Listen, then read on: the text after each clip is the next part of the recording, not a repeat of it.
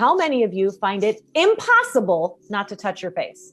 It is impossible. I literally just did another stories on my Instagram, and the first thing I did was touch my face. And I was like, all I can say is, I guess if we do it 90 to 100 times a day, to expect ourselves to be able to never touch our face all of a sudden is probably unrealistic. You know what? I saw a really funny cartoon that was a dog talking to a human with one, when dogs get surgery or something, or they have an injury on there and they get the cone.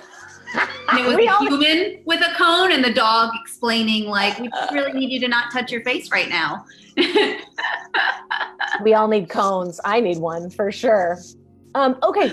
So let's start with the first technique. Stacey, would you be willing to take this one? I feel like this is I love this so much. And so when we're coaches, especially in the beginning, we're so focused on the client and the client's obstacles and what they want to have accomplish and aspire to.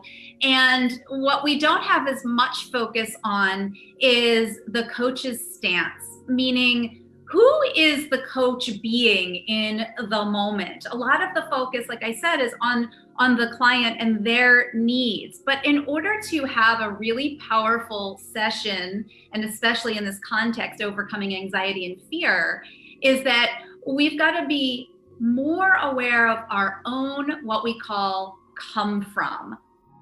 So if you show up to a session feeling fearful and anxious yourself, and then your client is feeling fearful and anxious, what do you think might happen? What's probably going to happen is that we both end up feeding fear and anxiety. On the other hand, if right before your session, you could move into an empowered coach's stance, we can do some breathing, some centering, some sun on your face with vitamin D, and move from our own fear thinking to what kind of role model do I want to be right now? Like Carrie said just a moment ago, is that right now the world really needs compassionate warriors. And every day we are tasked with asking ourselves where we can be one. So this is taking the coach's stance of the compassionate warrior, that we can be with what feels hard to others, but that we can show up and decide to be the calm in the eye of the storm. Leadership right now looks like setting your own emotional center amidst the chaos. Mastering your emotions and mastering your health right now couldn't be more important.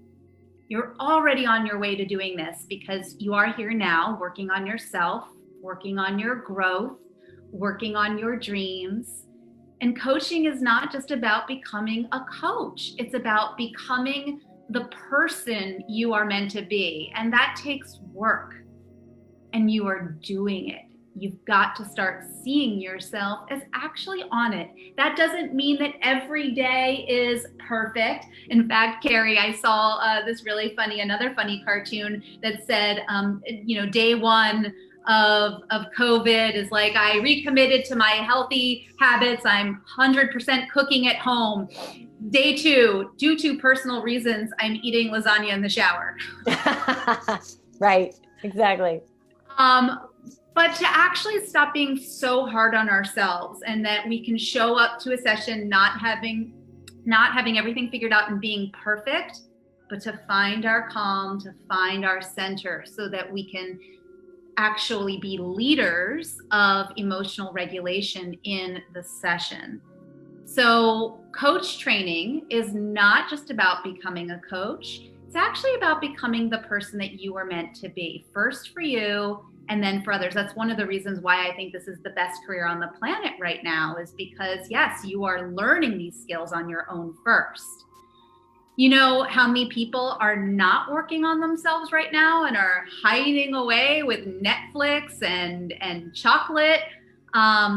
You're here and you're doing the work. So go ahead and give yourself a little brag in the chat about how you are here and you're doing the work. It doesn't matter how well. We're not evaluating whether you should get an A+ or a C- or an F for your efforts. No, there's no evaluation. just go ahead and give yourself a little pat, a public pat on the back right now for being here and doing the work. Good job on you, especially you with kids at home.